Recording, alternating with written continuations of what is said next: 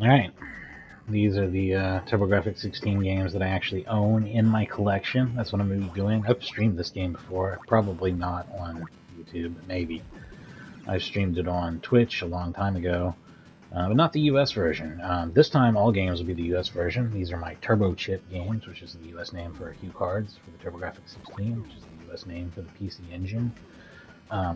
This is, of all my game collections, the one that I really am like the most proud of and happy with or whatever, because I really like the games that I have for it.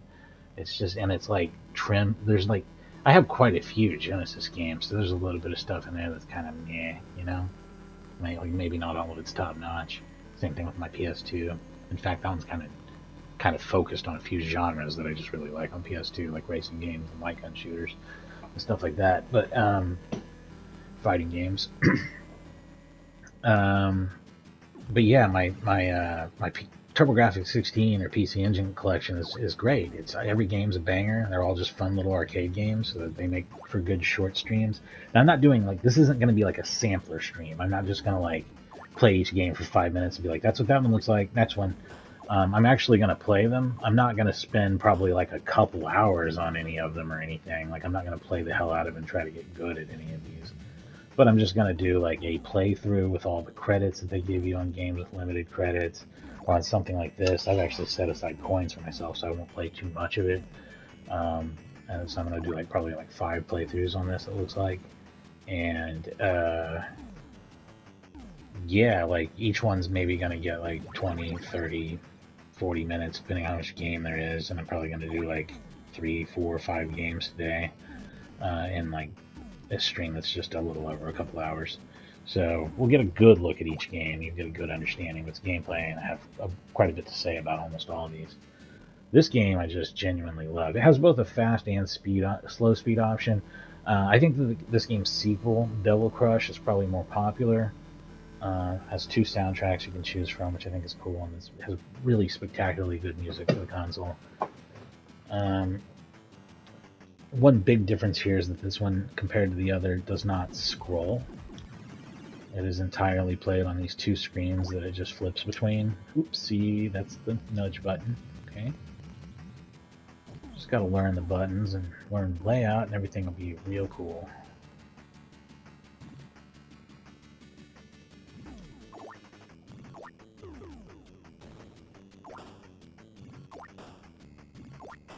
Actually, I'm gonna use 6. I'm gonna use 6 credits. I have 5 coins sitting out. I just picked up off the shelf because I figured, hey, that's a pretty good number, and that's how many happen to be here. But I didn't set one aside for this first playthrough, and I think that's fair. I'm going to do 6 because this is a great game. And as some of the playthroughs will inevitably be very short. It's pinball, and sometimes I just do not do well. You know, sometimes I get it, and sometimes I don't. So I love it though. I love pinball. I love real pinball too. There is a very good pinball arcade where I live in my town, like a very top-notch pinball arcade. I mean, not like they have like a lot of classics or anything. It's mostly a bunch of Stern shit, but it's still like got a ton of tables. It has a few classics, and most importantly of those, it has Medieval Madness. So it's Magoo's down. God damn it. But anyway, they have like probably about 40 tables, and it's a good place to go and have a good time. So maybe I'll do some sort of live stream, although I don't know if they're cool with that. I don't know. At least I'll maybe get some pictures of the tables and post it on my YouTube here.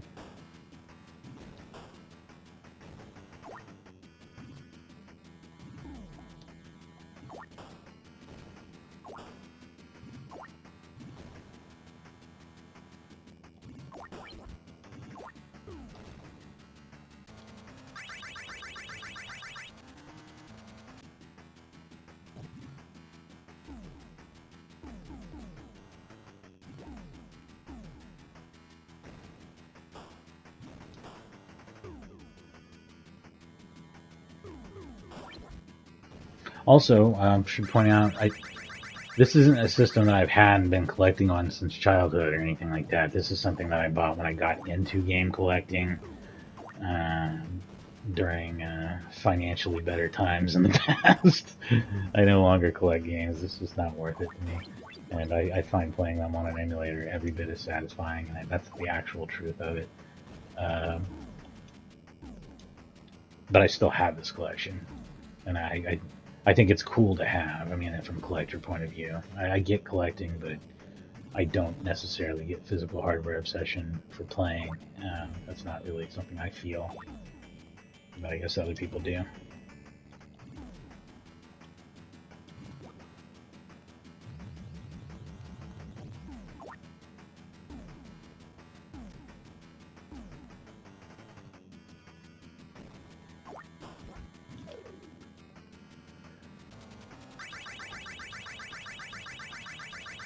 But I had a friend who had a TurboGrafx-16, and I had a Turbo Express when I was young, which is really interesting. I did not have a lot of games. I had 3 games, which I still have in this collection. Not necessarily the same copies. Maybe one of them is. I had Legendary Axe, Bonk's Adventure, and Splatterhouse, specifically. I didn't have Keith Cartridge and Alpha Zones because it wasn't a pack-in with the Turbo Express. The Turbo Express was an expensive portable console that did not have a pack-in, and I assume probably most people purchasing it had the physical console. I did not. I always wanted a good portable when I was a kid because you didn't always have access to the TV. But I had a lot of problems with that idea too. And I'll have a video about my Atari Lynx later on as well. I never owned a Game Gear, but I kind of wanted one, but I kind of thought the Lynx was better hardware, and I kind of still do.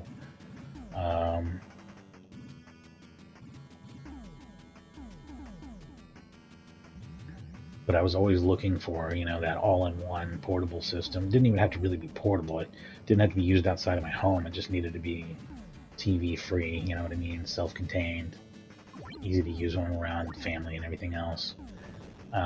So you're probably thinking, oh, why didn't you get the Game Boy? It obviously had the best library, and I absolutely agree. It had the best library of all of those. It has the best games. It has the most games, which is probably one of the easiest ways to have the best games out of all of those, except for arguably, again, the Turbo Express or Nomad, because those are running another console's libraries. My problem, so yeah, I got a Lynx. The problem with it was the library was small, and it was obviously dying as soon as it came into existence. But yeah, the problem with the regular Game Boy is that I can't fucking see the screen on it. I just can't. It's not compatible with my eyeballs or something.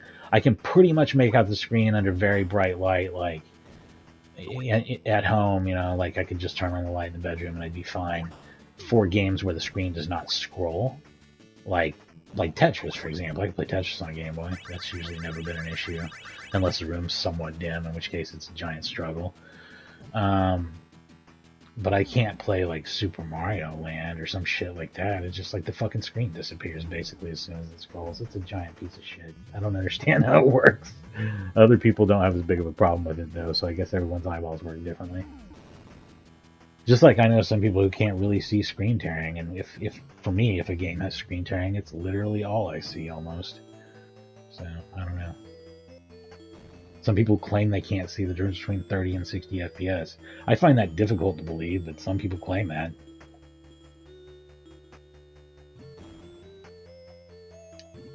I can see frame rate differences up into the, I don't know, like 90s or something.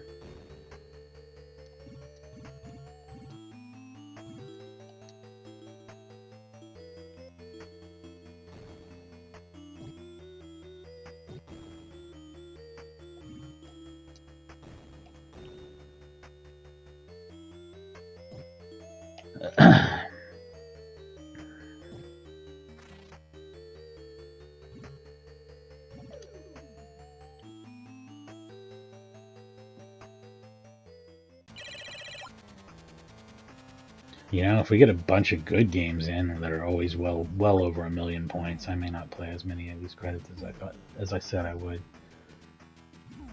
But we'll keep it to a certain amount. It's more time based, really, on these kind of things where I can kind of play it for a certain amount of time and step away. On other games, I might very much want to have a fixed number of attempts, and some of those games might offer that, and some might not.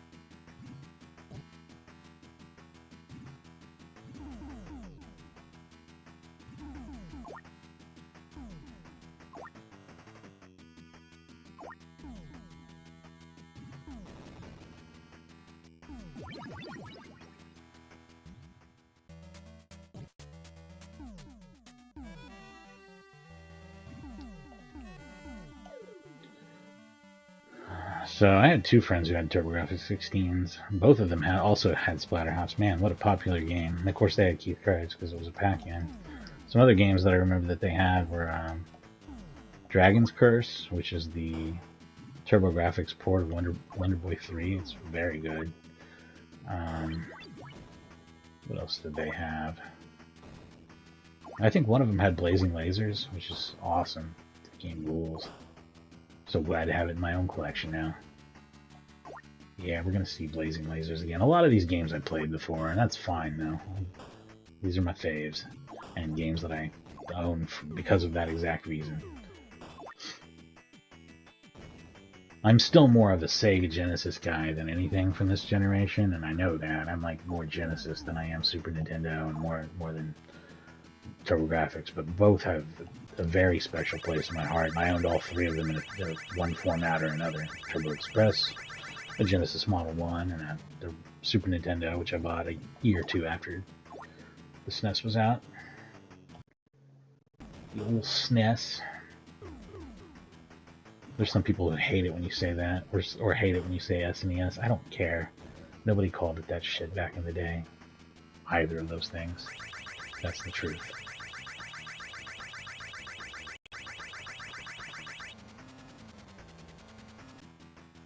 They called it the Super Nintendo. Until it was the only Nintendo around, and then sometimes it got called Nintendo. I think people even called it the Super sometimes. That would make more sense to me than hearing SNES or SNES, which both would have weirded me out, I'm sure. Seeing it in print wasn't weird to me because I read video game magazines because I was a huge nerd. But not most kids did all that.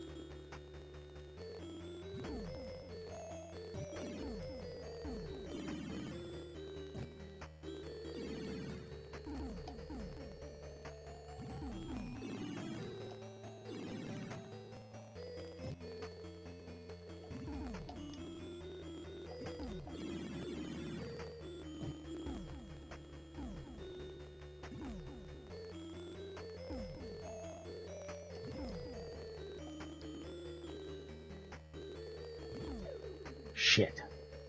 I thought I was going to get a perfect on one finally. No.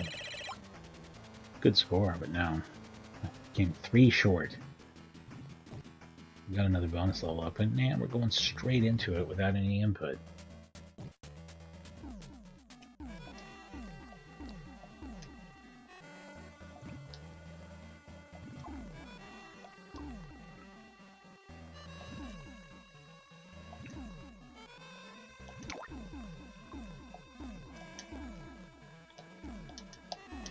Shit.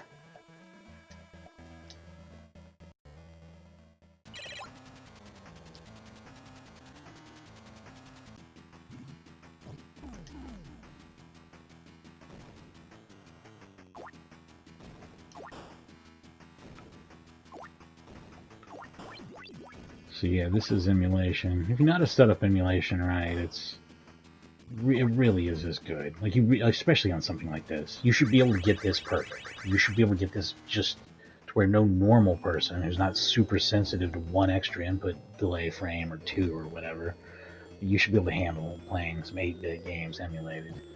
If you don't, I think it's probably mostly BS. You know what I mean? You think there's a huge difference.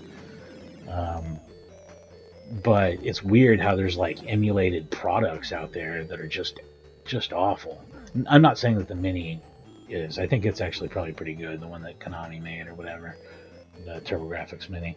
I've never used it though, but it feels like the reviews were pretty alright. But like, there's other stuff like this new. It's like Hyperkin made like a new TurboGrafx PC Engine console. That's not good emulation. I've seen enough videos of that to tell you that they're getting it completely wrong. Even after the update, it's still dropping frames, and that's completely unacceptable. I would never play a game like that. Like, I just wouldn't. If I was going to get dropped frames and not a perfect 60 on fucking TurboGrafx games, no thank you. I'm just going to pass. These are all high-action games, too, that require, like, rapid inputs and, like, being able to quickly and easily respond to what you see on the screen. Sorry. Completely screwed that one up. Nice set the block, though.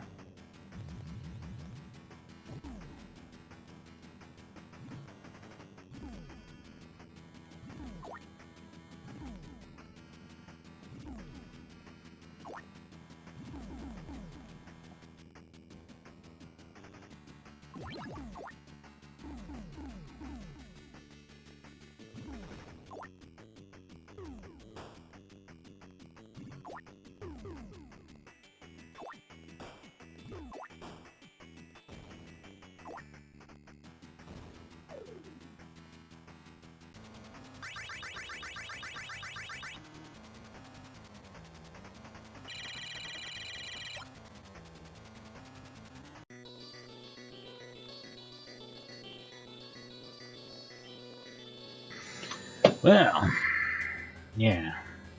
I think what I'm going to do is I'm going to go ahead and play 2 more times,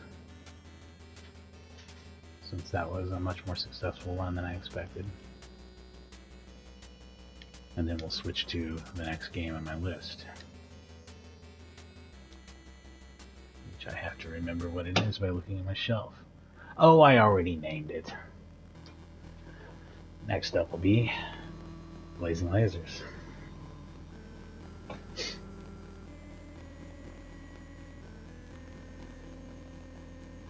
I'm gonna get a drink here. This is fun. I love my TurboGrafx games. As much as I am also champing at the bit to get back to Borderlands 4, it's cool. The only issue that me and my buddies are having, well, 2 really. One is we keep getting dropped. The other one is that my wife's having a really hard time adapting to the field of view and it not being adjustable on PlayStation. And with the field of view and the motion blur enabled, she's getting to where she does not feel well when she plays it. Like, this is an actual accessibility thing, so I really hope that they address it, because for a lot of people that is not a good feeling. It just, everything's too close and it's blurry, and, you know, I get that.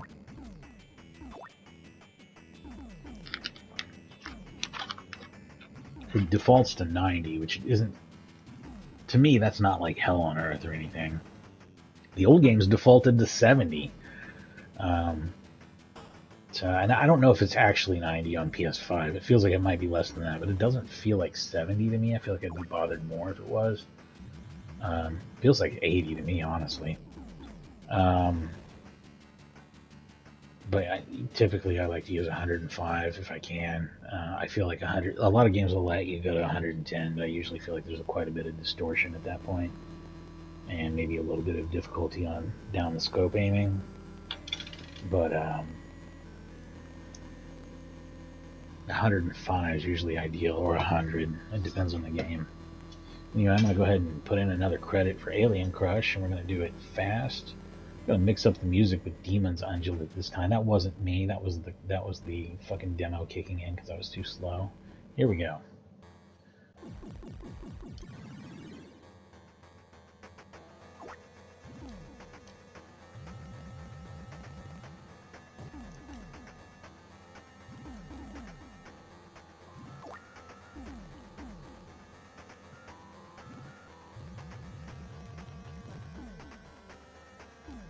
Or did I do Demons on Hill last time? I can't even remember now. I do have it kind of low in my mix on my monitor end.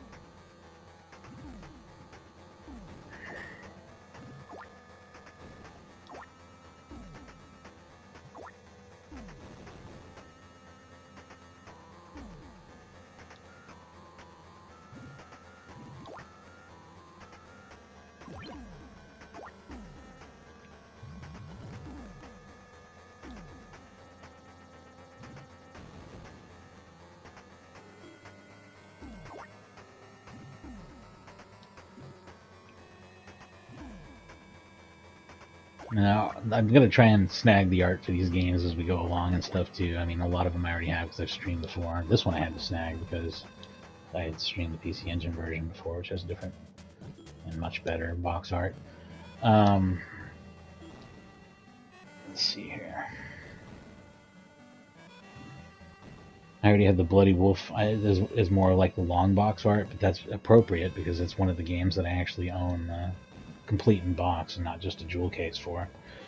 That's actually the situation with these games. So I've got about somewhere between, I don't know, 15 and 20 of them. All of them are in their jewel case except one game, which is loose. There's a loose HuCard. I'll mention it when we get to it. It'll be like one of the very last games we do. And oh, shit. And then 2 I have complete in box. So.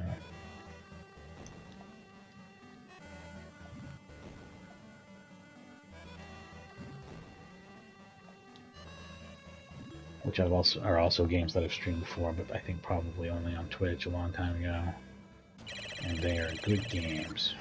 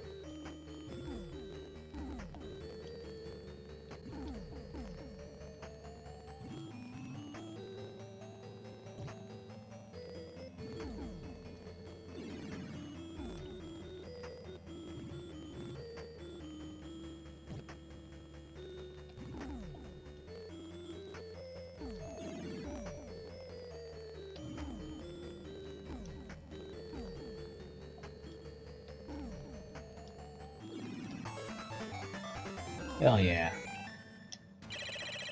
First perfect on that. That adds a bunch of points right away. Nice, nice, nice.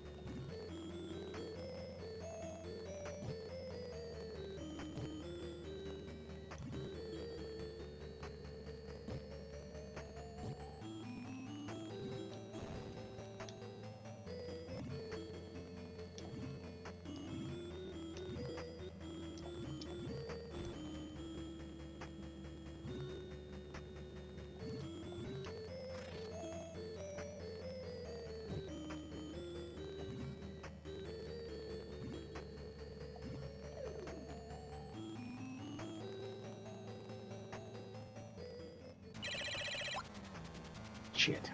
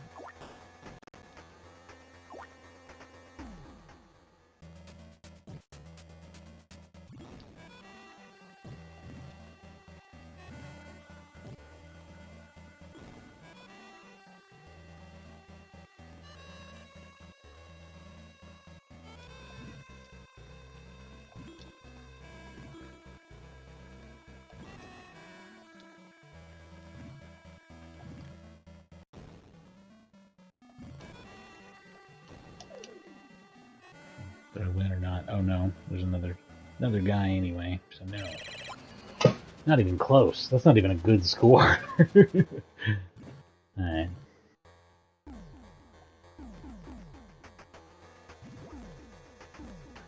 I know there's got to be at least a few games come up in this, though, that I haven't touched even necessarily in the distant past on YouTube or Twitch, but not too terribly much.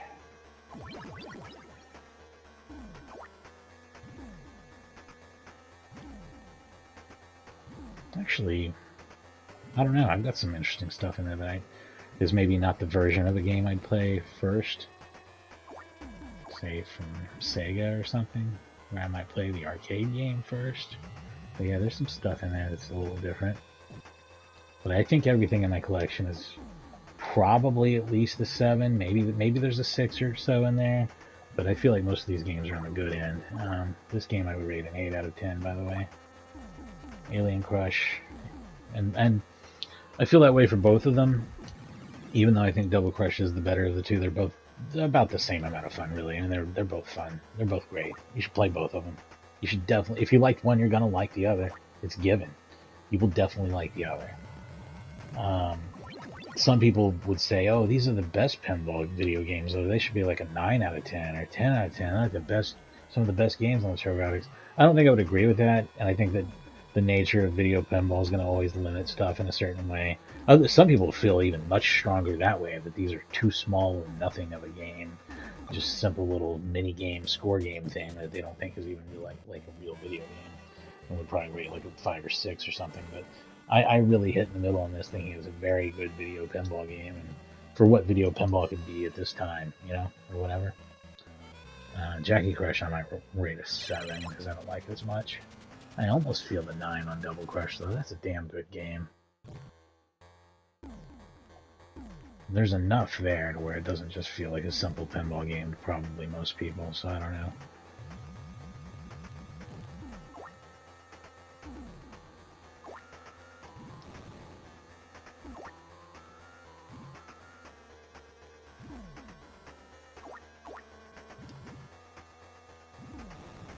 Ah, shit.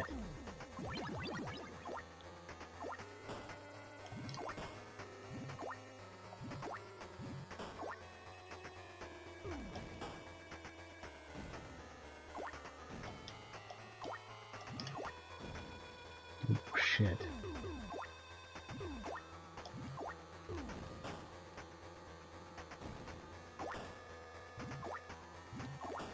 There's also a remake of this for the Wii. I have it. I can play it. I think the controls might be a little difficult to set up in Dolphin, but I'll try to figure it out. We might check it out at some point. I don't know. It doesn't seem to support GameCube controls, I'll say that. I'm not sure if it supports classic controls. It might be something weird where you gotta set up the nunchucks and something, and maybe I'll just play it with a keyboard and mouse somehow, I don't know.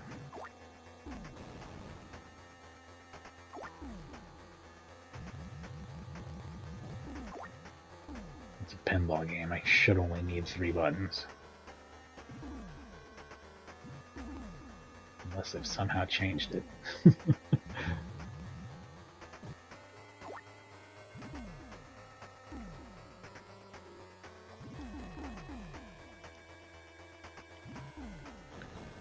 I guess these games really could have benefited from having multi-ball, which was a common pinball feature at the time. But it's maybe not something that the PC Engine TurboGrafx would handle so well.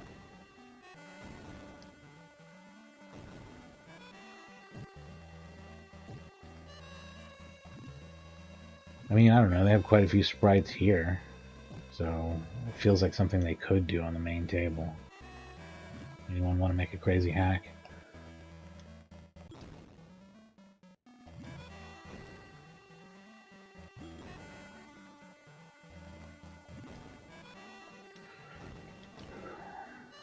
That was a crazy save.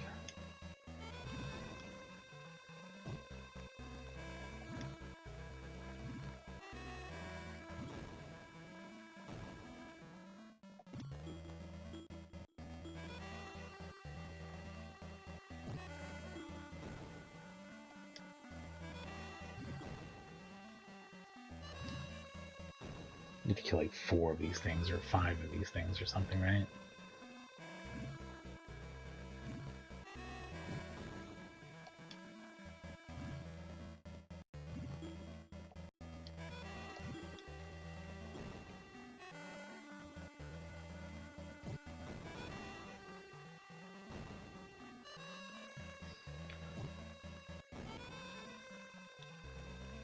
Obviously the thing to do is to destroy the heads so you get all the other ones free floating and destroyable in one hit.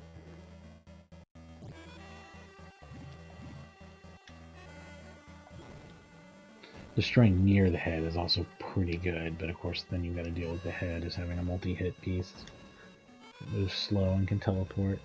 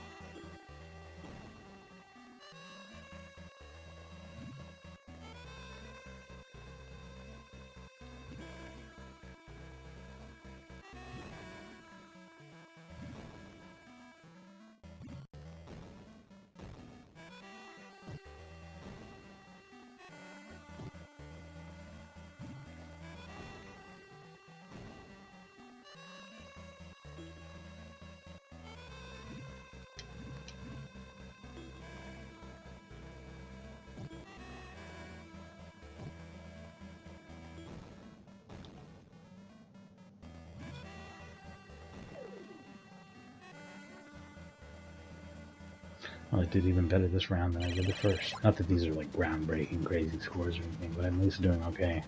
Okay enough to where I probably will not do another. Yeah, probably move on.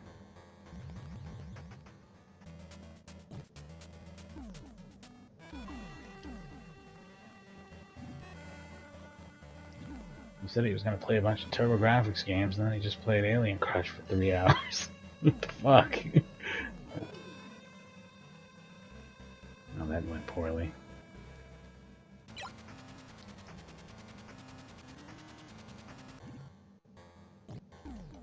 Shit.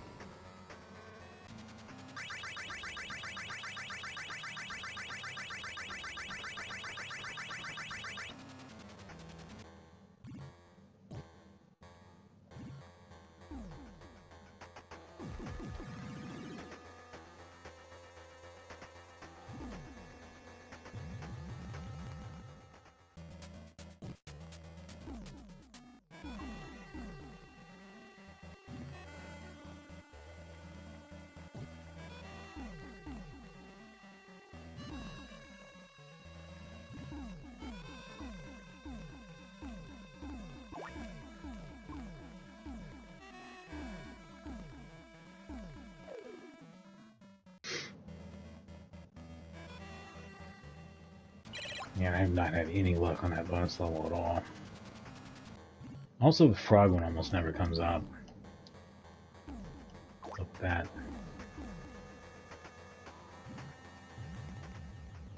Hey, there it is. This is usually the easiest one to win.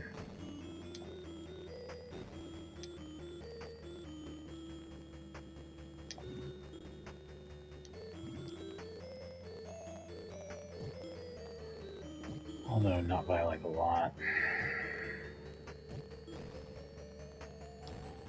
It's just like anything else. Crazy shit can happen.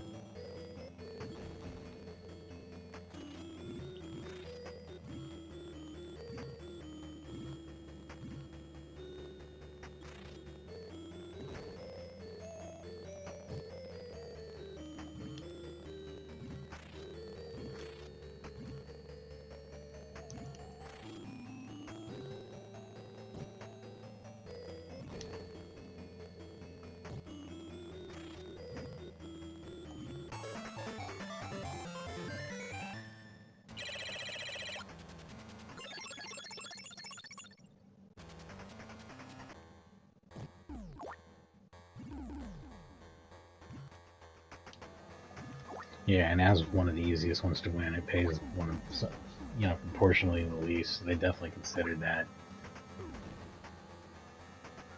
Wow, right down the gutter. They really fucked me there.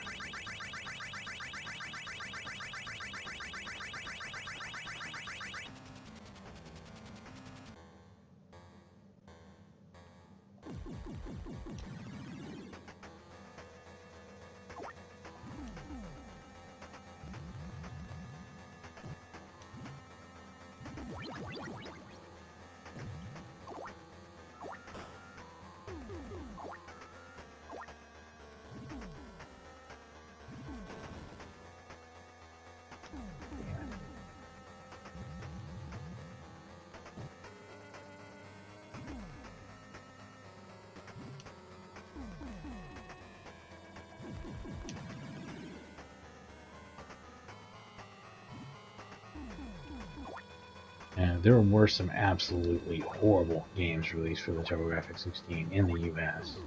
Some were Western developed and just absolutely awful. A lot of those I never played. There's just some that are just... Deep Blue is so bad. It's like one of the worst shooters.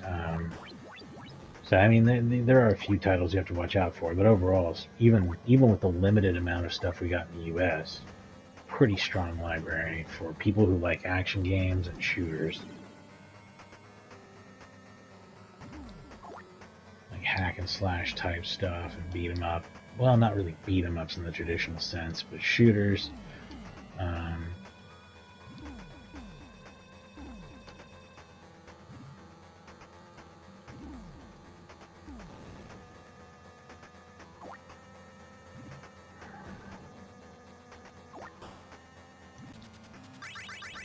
Oh, and interestingly enough, that's probably going to be the approach I use on shooters.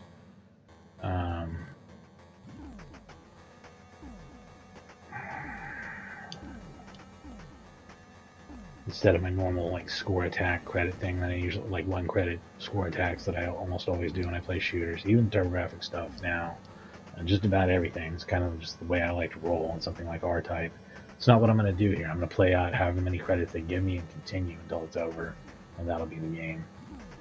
Blazing Lasers, I might just do 1 credit, period, because I think it's pretty easy to get really far in that game, and that's probably going to take up a bit of time. You'll get to see a lot of it, so it's not something that'll need a bit of playtime like this or whatever, which this has already gone so far over what I expected. If I get into 10 million, that's getting into what I consider good score range, for me at least. So, 1 million's like the minimum for I didn't get screwed at the beginning of the game.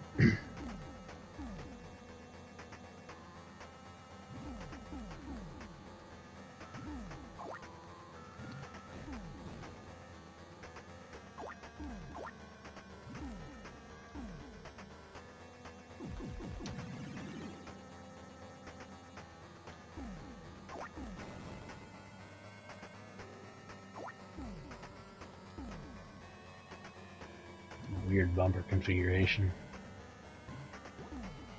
It's actually kind of making it pretty tricky.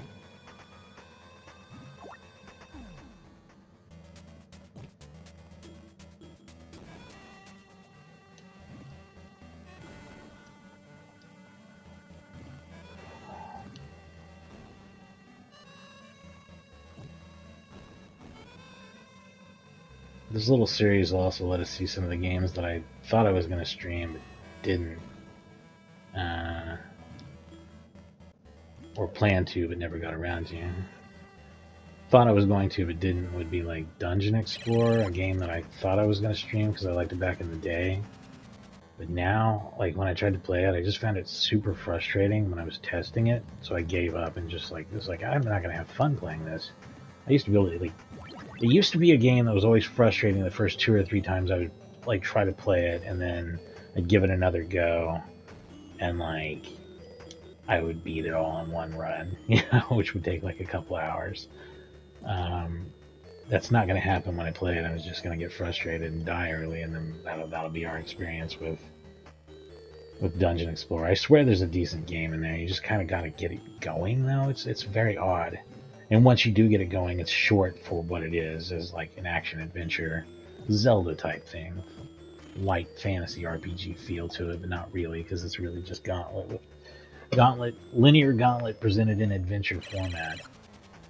Like a slightly less complex Gauntlet 4 quest mode, honestly. Less complex, but more interesting, if that makes any sense.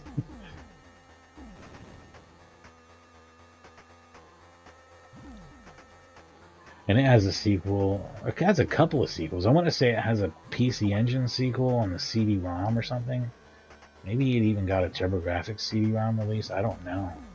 And there's definitely a different sequel, which I believe plays differently. And they both might be called Dungeon Explorer 2. I'm not sure.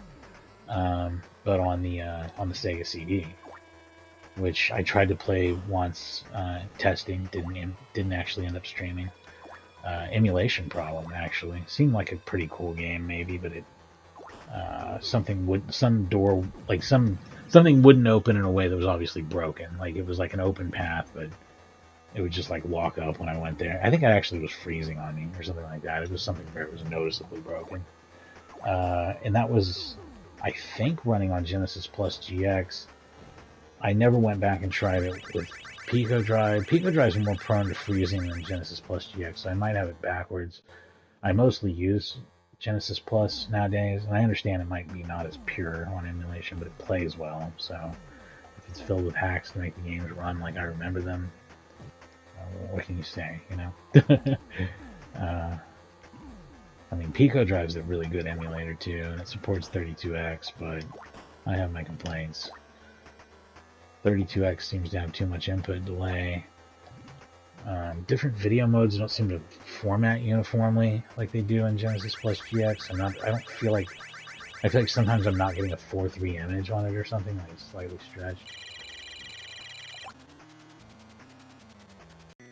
And the biggest, most offensive thing of all, Pico Drive has about a 50% chance of freezing up when you try to beat the first level of Thunder Force 4, one of the most beloved Genesis and Mega Drive games there is.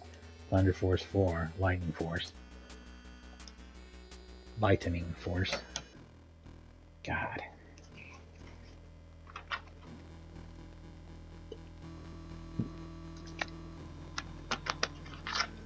Alright, it's time to blaze those lasers.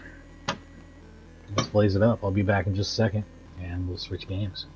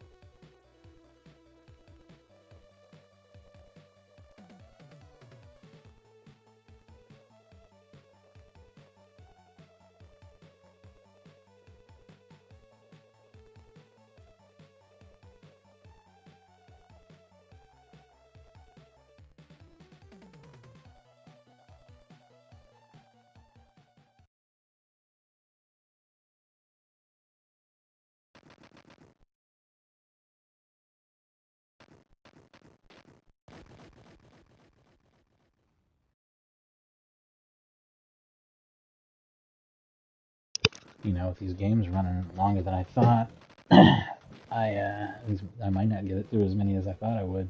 That's okay though, because I wanted to play these more long form than short form anyway, for the most part.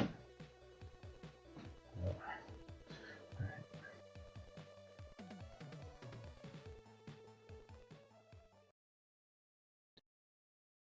I don't remember what buttons do what. So yeah, that's good. Got it. The other one's bomb.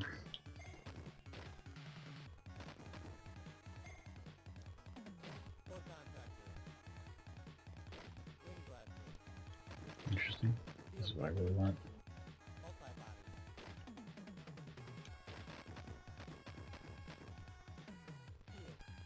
The safest build is shields and these lasers usually.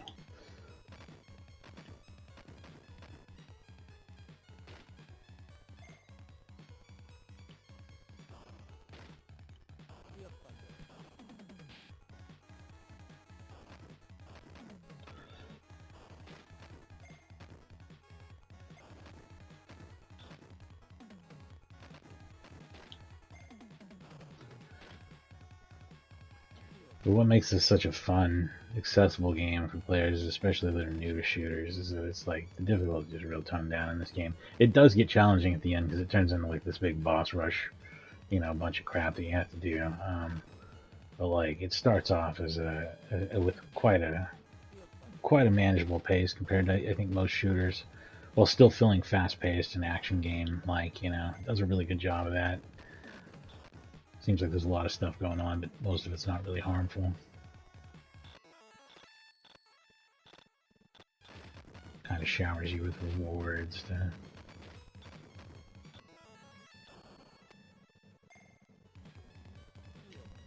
It's not a structure that most arcade games would use because it would make for a much longer game.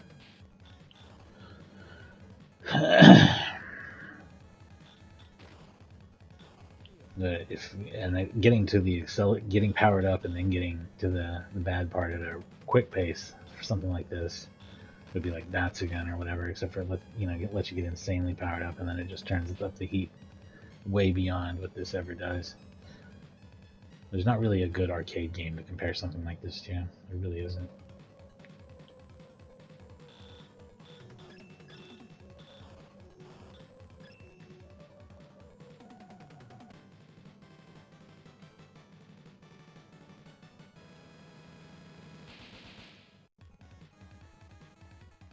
Which makes this a very distinct vertical shooter from what we had at the same time, around the same time on the Genesis, which would be, of course, Truckstun.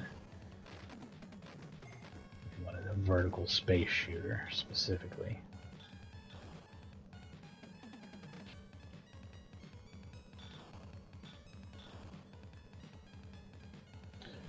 This game has a sequel that's on Super Nintendo and Super Famicom. It's called...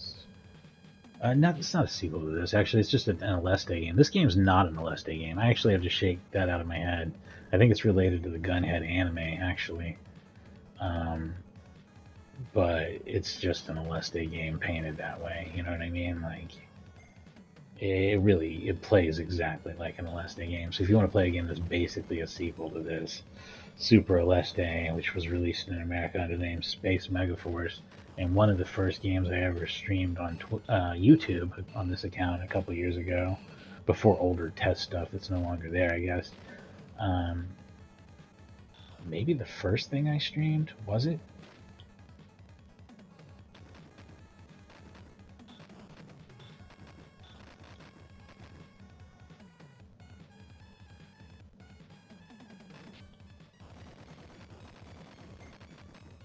Anyway, it's a great game too. It's maybe a smidge more challenging than this, but not to any crazy degree.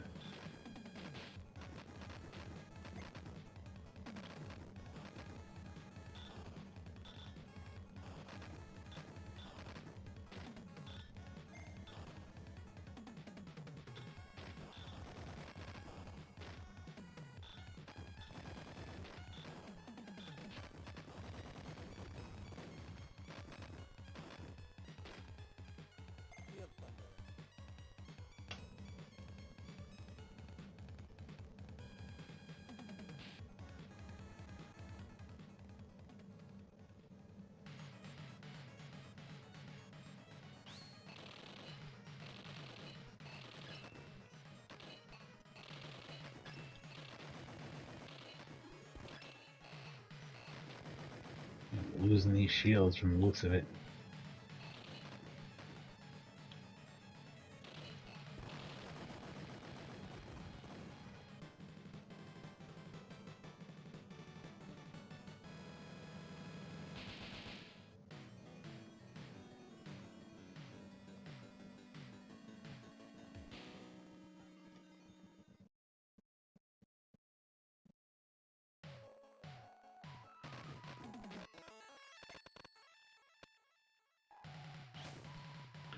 Yeah, since I've streamed this before, at least on Twitch, and I've played a lot of Blazing Lasers in my life, I probably will just do one credit on it. Again, like I said, you can get usually get pretty far that way. I might do super shitty. It's kind of looking like I will.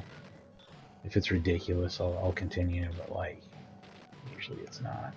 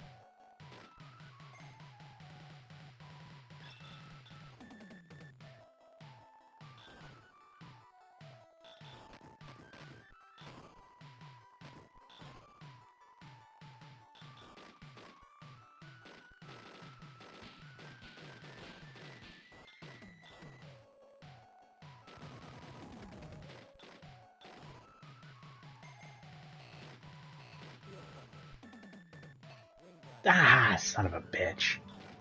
It happens.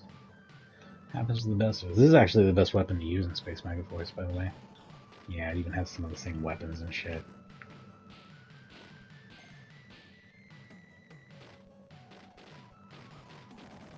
Probably rather have this. Yep, I like this better. This used to be my second favorite weapon, and I used to try to like maybe use this during the level and then switch to the number 3. So I'd use 2 like all throughout the level and then use 3 at the boss.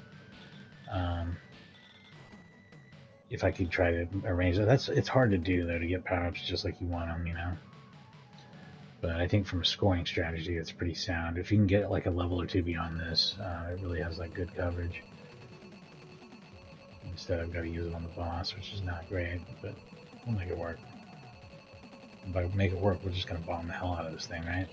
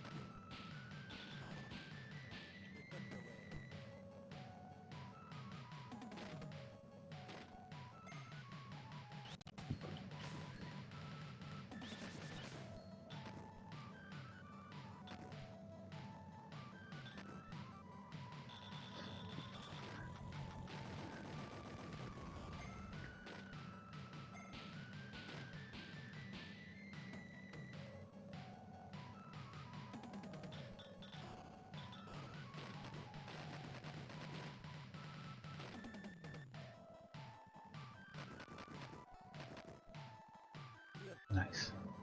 Ooh, yeah, I'm pretty powered up on this.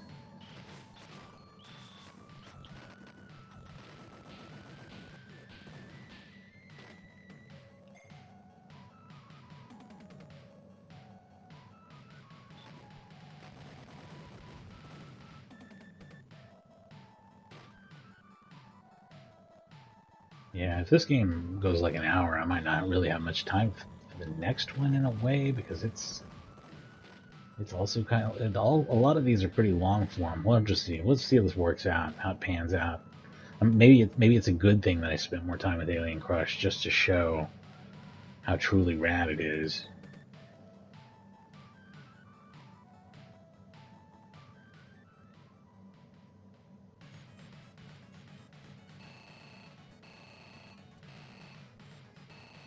And because it deserves as much time as any of this other shit.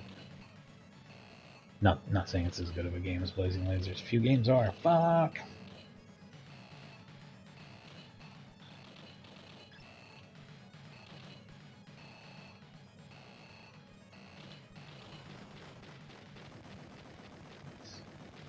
More bombs. They need to give me some bombs, man.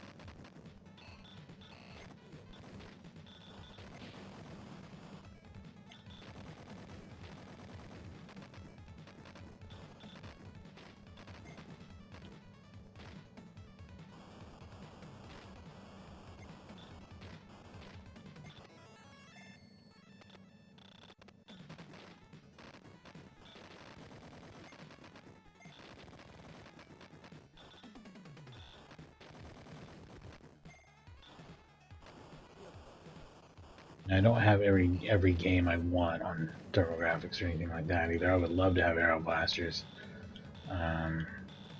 Even though I do think that the Genesis version is better, and I think I do own it. I'd have to double check on Genesis. It's still like a really good shooter either way. The TurboGrafx PC Engine ported out is solid.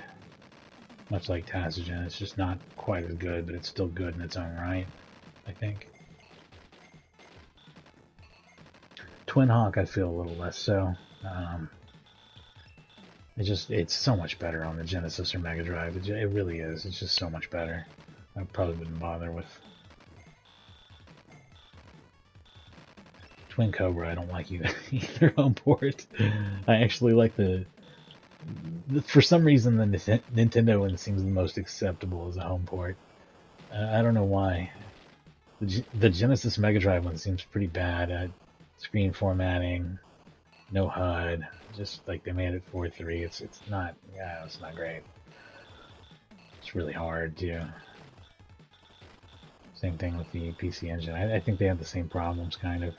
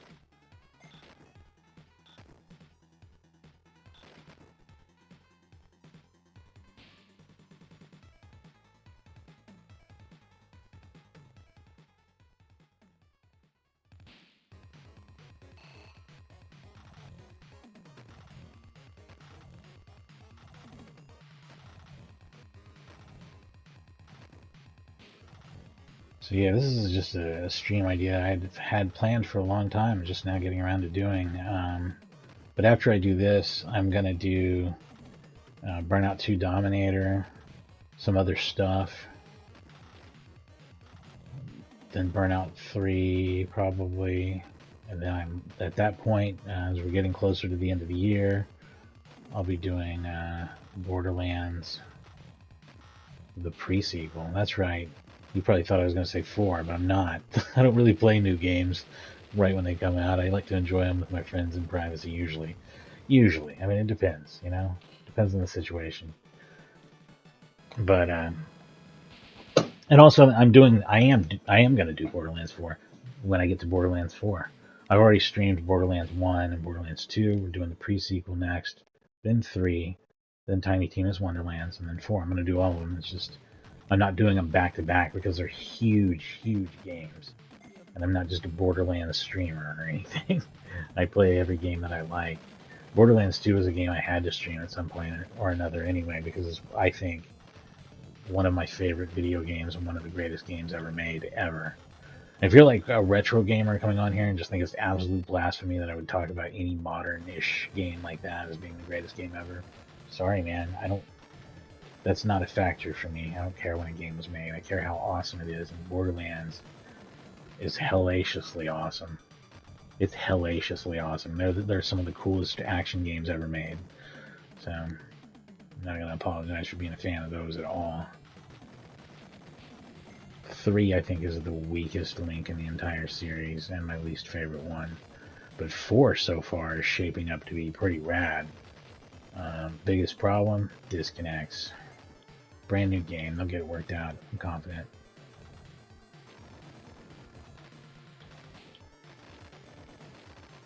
So I'm looking forward to streaming that one.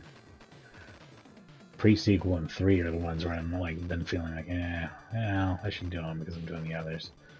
The one, even though I have it, I'm not gonna do the Telltale games. It was included in my PSN subscription, but I'm not gonna stream it. I don't like what do they call it? Interactive movies. They're not the type of game that I like. Not enjoy them. Even though I think that as interactive movies go, it seems like it's very well made. When I played part of it, and I experienced the same frustration I always do. Where like, I didn't mean to pick that. Give me more fucking time.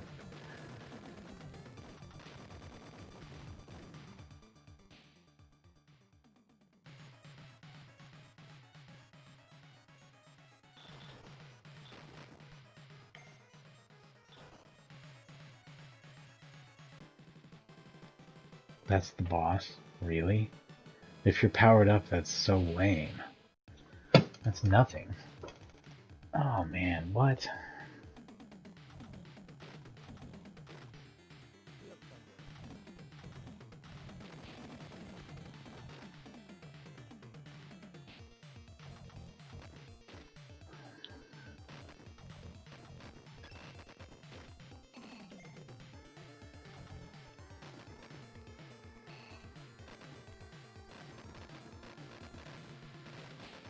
I don't know if anyone saw, but Psychic Killer Taramaru for Sega Saturn got an English translation and dub. I've streamed that game before, not that long ago, and man, that game's awesome. That is such a cool Saturn game. One of the most interesting, unique, and totally awesome games on the Sega Saturn. Let's just pretend like that's the Shinobi game we got on the Saturn, huh? I don't hate Legion, and I might do a stream of it sometime, but I played it for a while, and then I was like, because I started off, my immediate reaction was to hate it.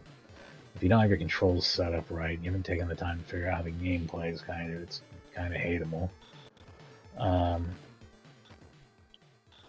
But like as I played it more, I'm like, okay. I mean, it plays kind of like a normal Shinobi game. It's just not a very good one for reasons that I can't even hardly nail down. Besides it being ugly, I guess. I would just so much rather play Shadow Dancer any day of the week. I mean, it's a much better game. Or either of the Revenge of Shinobi, Super Shinobi games. Shinobi 3 or Revenge of Shinobi. Those games are rad too, of course, and the most beloved ones in the series.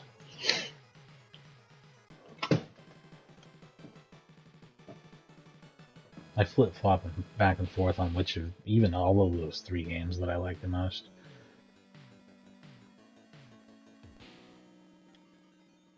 The only one of them I've beaten is Shadow Dancer. I feel like I beat Revenge of Shinobi when I was a kid, but I can't do it now.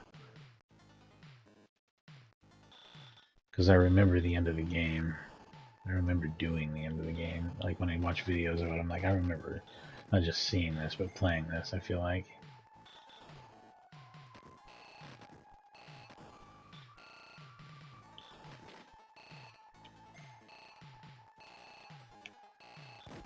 Shit. What? That's my first death, and that was totally unexpected.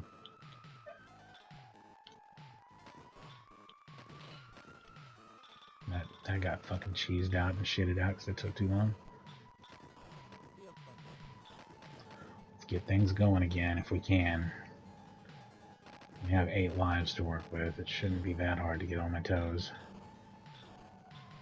I really didn't have any reason not to take that off. I don't know. I feel like at the lowest power, though, the homing shot can sometimes be too slow of a rate of fire. Maybe that's true.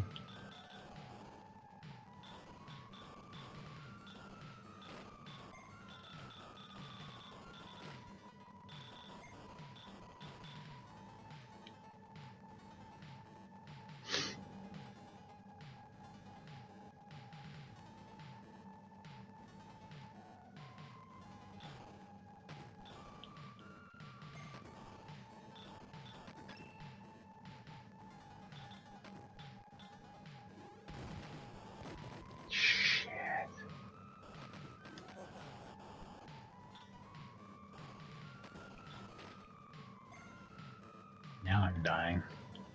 I'm doing poorly. I really didn't expect to struggle this hard. I usually do better in this game.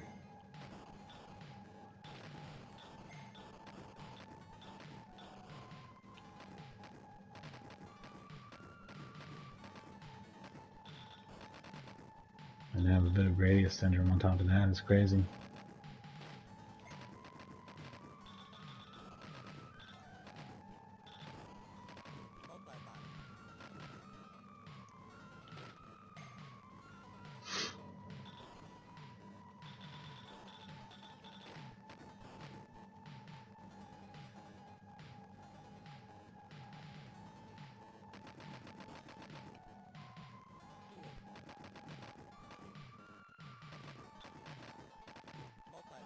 Didn't mean to do that, but there we are.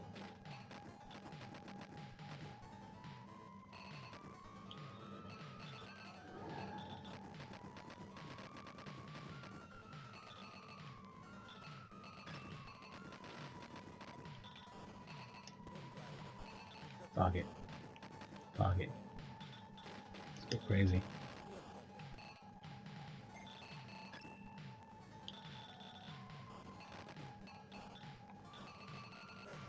Nah, oh, what the fuck even is this? This is awful. What the fuck happened here?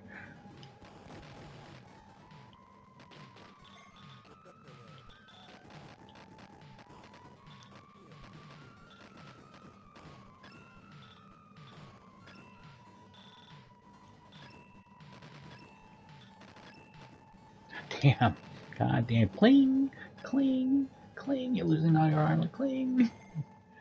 You'll never get powered up. Cling!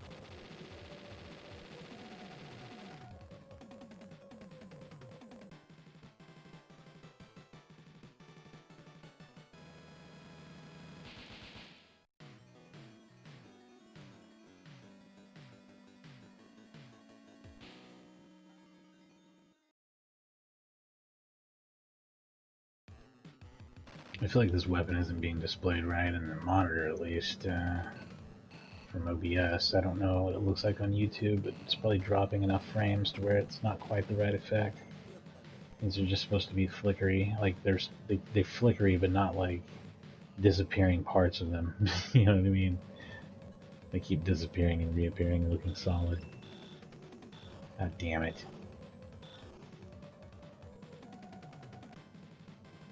Are we getting into the boss rush type stuff already? I think we are. This is where the game will beat me down and it'll be over.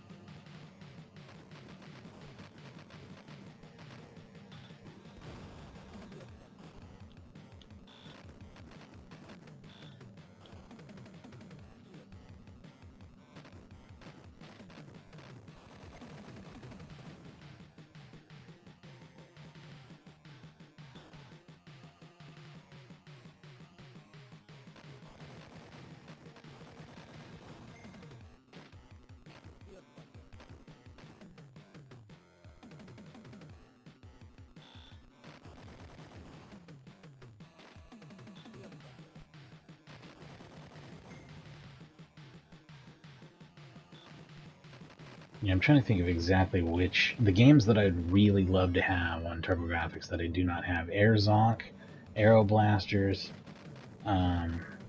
Metal Stoker. That's a really good game. There's a few others.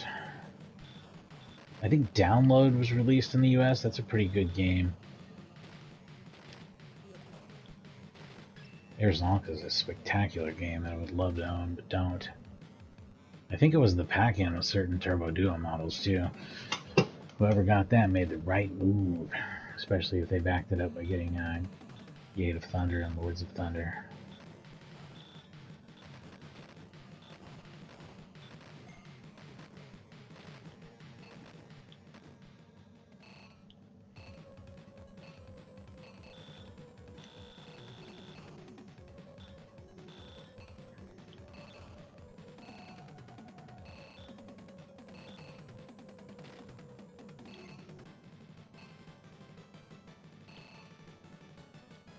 And this isn't going to be all shooters either. I mean, there's some. There's some that I mentioned and some that I haven't.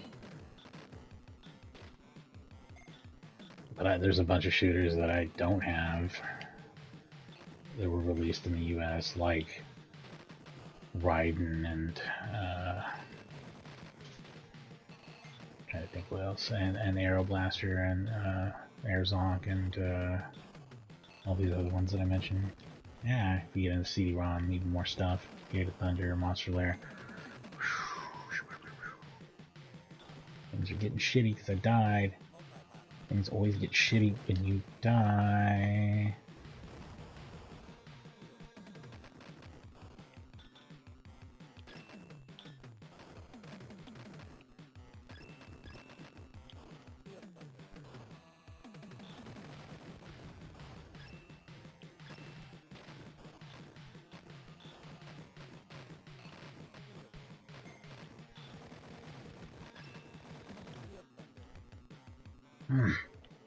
It's alright.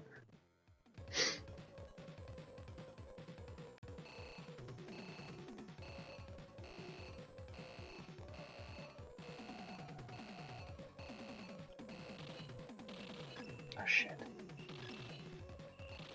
This is like the hardest boss in my opinion, this asshole right here.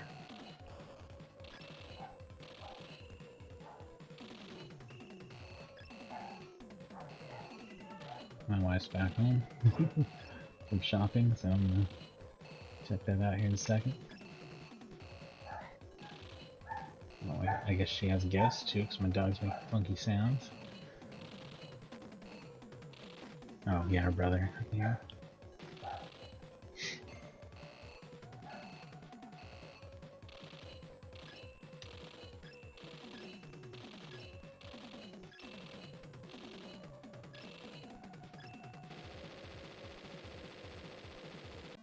I'm just going to close the door here so too much sound.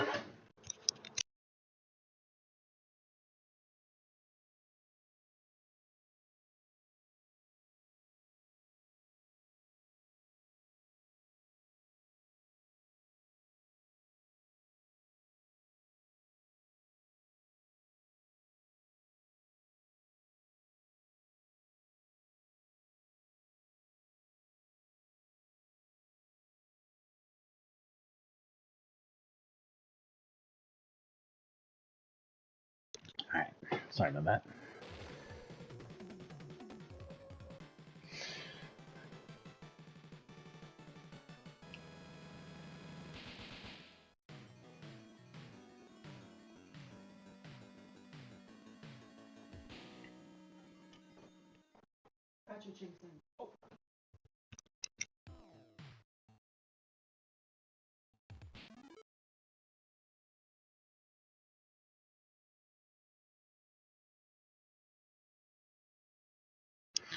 Sorry, I'll be back in just 1 second here. I thought I'd said that when the mic was on and it was off.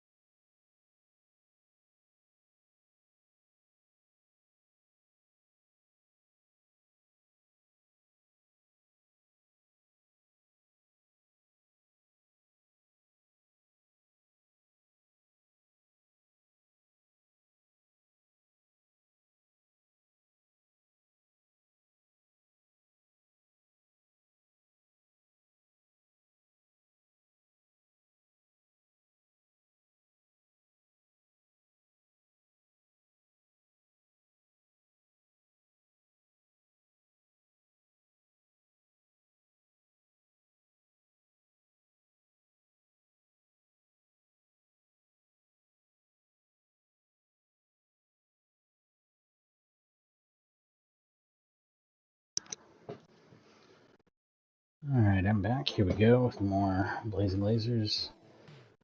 That was not the very end game boss rush that I thought it was, so I might make it further here. We'll see. I am making so many mistakes, though. It's hard to say. Like crazy stuff, too, like what just happened with the weapon change.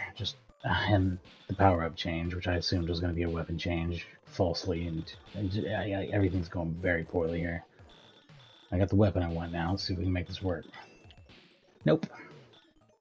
Getting crushed by bubbles.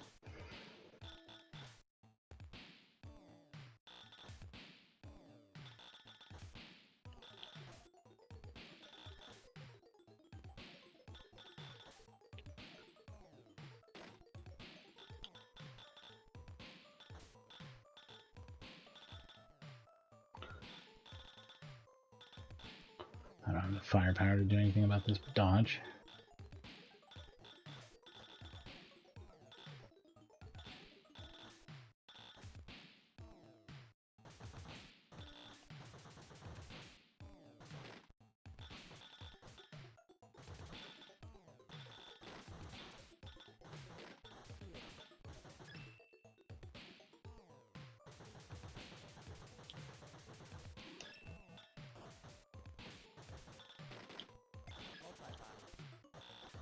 And again, not going well on the power-ups, not getting what I want, getting cornered and stuck, and getting forced to pick up stuff that I don't want.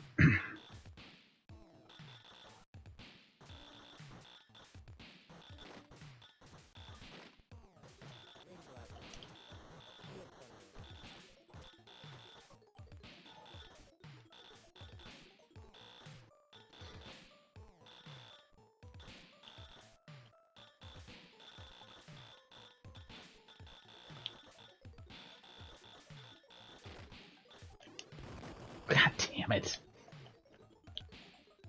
All the power-ups you want. The only problem is they're trapped inside enemies.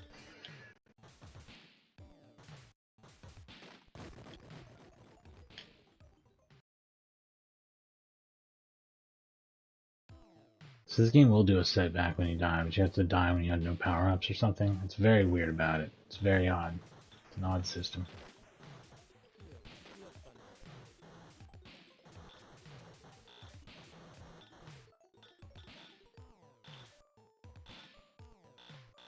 This is presumably to give you more power-up opportunities. Kind of the way getting set back in Gradius works.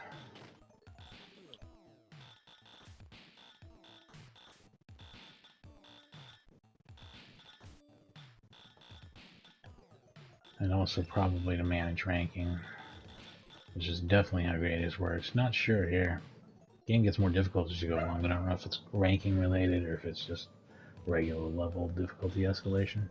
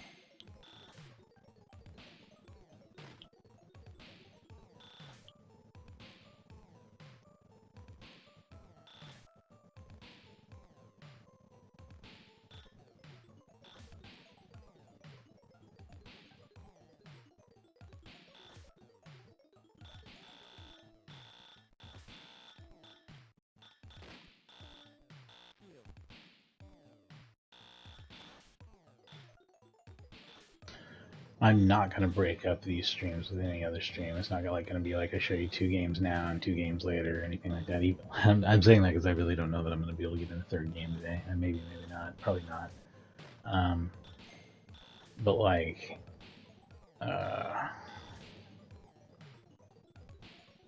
I am. This is what we're gonna be streaming for a while here. Just some TurboGrafx-16 games.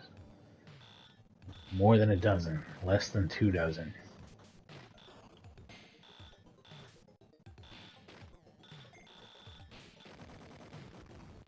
Maybe putting an hour into each one. I don't know.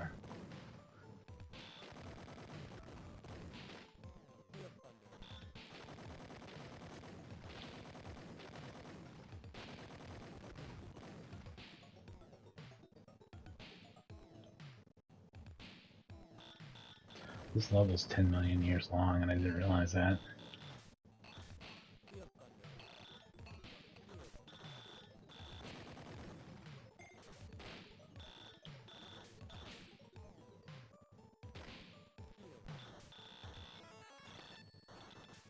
Oh, good, an extra life.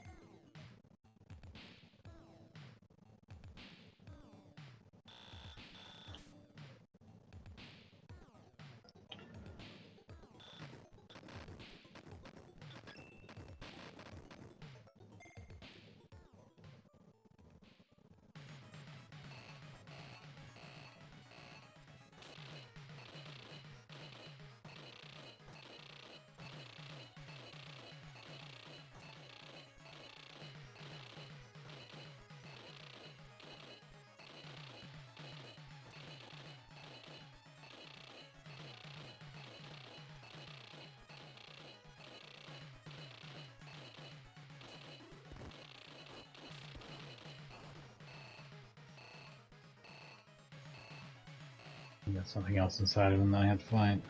Yeah. Cool, it's got like an organic enemy here though too. No, it's not just all robots and turrets and ships.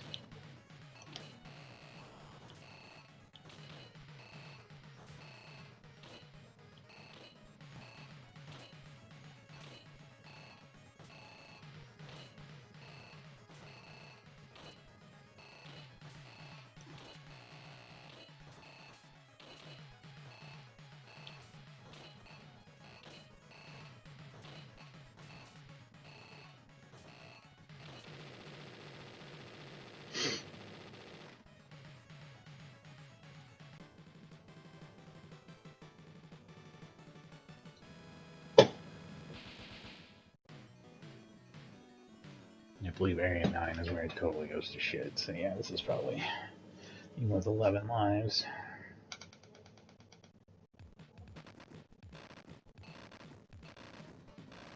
This is generally where my game ends.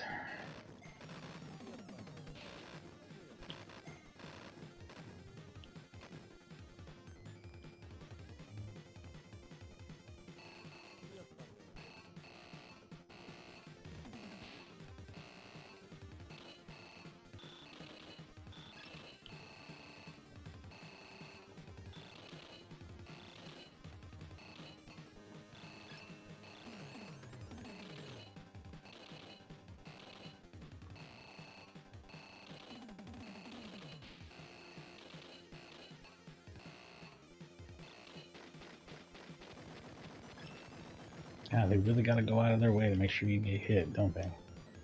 Yeesh. Yeesh.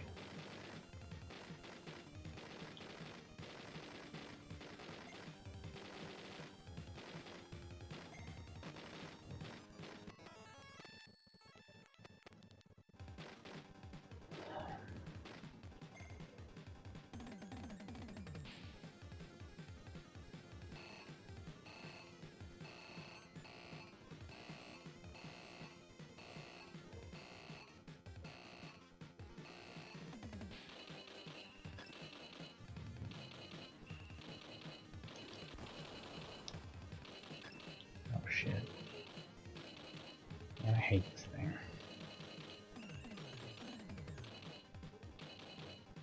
It's one of the earliest bosses, but it's still like one of the most awful. You can get crowded, and it does have a fairly large, damage vertical area that divides the screen.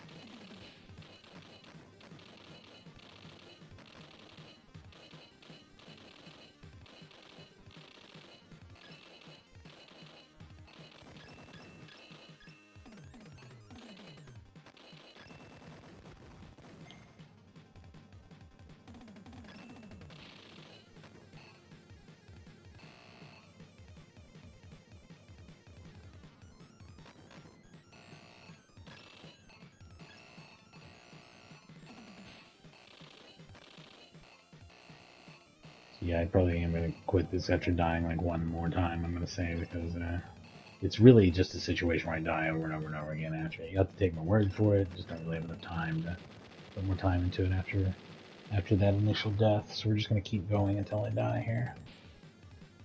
Really, you basically do need to not just one CC it, but one life it for it to not be a huge frustrating mess. Because the power-ups are bare, the challenging sequences between them become more and more challenging here. This is where they're just stealing all my power-up and health, which are, as you can see, shared things in this game.